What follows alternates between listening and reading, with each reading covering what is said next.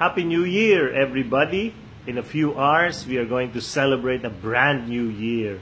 Do you want to have a great year, to start the year right? If you do, I would like you to watch the 2 latest episodes because I told there secrets how to have a great year coming. So episode 1, let me just give you a summary, is you have to have gratitude for what happened to you this year, 2016. Ano yung mga magagandang nangyari sa'yo? Balik tanaw mo, balikan mo, tingnan mo. Tapos as you look at them, as you remember them, be grateful to God for allowing you to experience those things. Not just the good things, but also the hardships. Because the hardships will bring you closer also to your dreams. So pasalamatan pati yung hirap ng buhay. Yung secret number 2, kahapon, sinabi ko yan. Ang mahalaga dyan ay panoorin mo na lang yung episode na yan yesterday. But now, let me go to secret number 3. I am Arun Gogna and I welcome you to Gognats.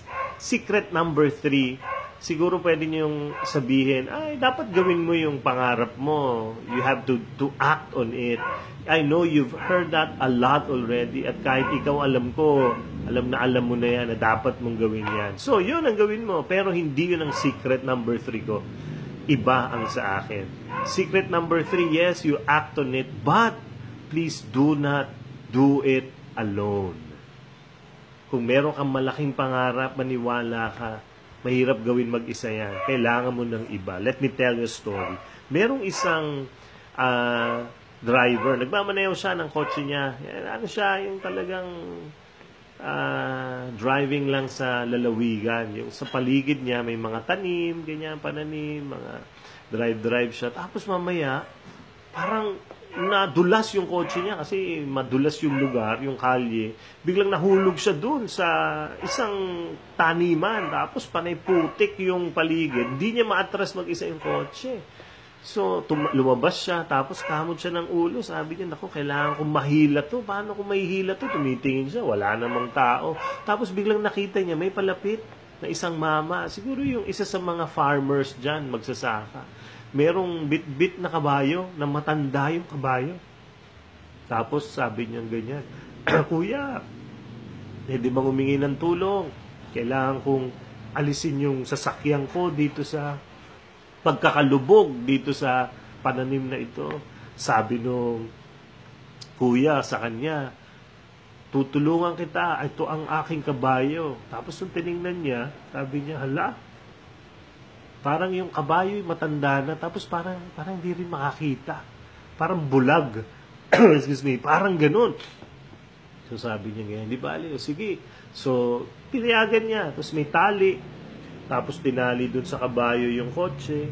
Tapos nagulat itong may-ari ng kotse sa sinabi nung may-ari ng kabayo. Sabi nung may-ari ng kabayo dun sa kabayo niya, Mulong, tulak! Tapos sinabi pa niya, Pedro, tulak! Carlito, tulak! Sabay-sabay niyong itulak! Tapos yung kabayo, itinulak niya ng malakas yung kotse at nakalabas yung kotse. Nagtaka ngayon yung may-ari ng kotse, sabi niya ganyan, galing naman ng kabayong ito. Kaya lang, pinagtataka niya talaga, bakit 3 pangalan ang binanggit nung may-ari ng kabayo? So sinabi niya, Sir, Kuya, bakit sinabi niyo 3 pangalan? 3 ba ang pangalan ng kabayo mo? Hindi, sabi nung may-ari ng kabayo. Kasi itong kabayo ko, napansin mo, malabo na mata, parang bulag, ano? So pag binanggit ko, yung 2 pang pangalan ng kabayo na kaibigan niya, akala niya kasama niyang tumutulak sila. Kaya 3 silang nagtutulak. So nadaya ko yung kabayo ko. Ano yung point ng kwento? Simple lang. Dito sa bagong taon na ito, if you really want to be successful, please do not do it alone. There will be a lot of people that can help you. Halimbawa, gusto mong mag-diet. Ay, hindi mo kaya mag-isa yan. Kailangan paligiran ka ng mga taong gusto rin mag-diet at tulungan ka. O kaya kausapin mo yung nagluluto sa inyo na ito lang iluto mo, tulungan mo ako. You need others to help you reach for your dreams, for you to be successful. Gusto mo magkaroon ng maraming pera? Ay, dapat maghanap ka ng mentor. Yung tutulong sa iyo. O kaya pag meron kang mahal sa buhay, dapat sabihin mo, bigyan mo siya ng lisensya na sabihin sa iyo na, sabihan mo nga ako pag mali na yung ginagawa ko. You need others to help you reach for your dreams. Tama yan. That is secret number 3. Do it. But do not do it alone because you are never alone. And believe me, God is with you. Gusto ng Diyos matupad ang pangarap mo. Maganda naman ang pangarap mo.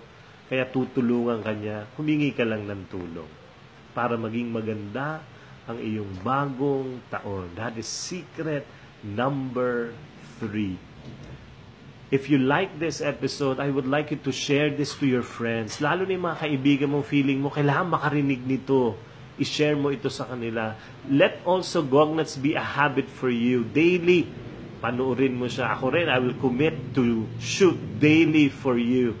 And commit that you can share this to your friends. Lalo na yung mga feeling mong kailangan nilang marinig ito.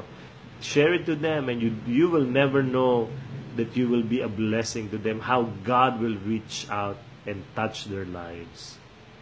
Happy New Year. Tomorrow, I'm going to pray for you. Watch that episode. And I'm going to pray and declare blessings for your 2017. Again, this is Aaron Gogna for Gognuts. God bless you.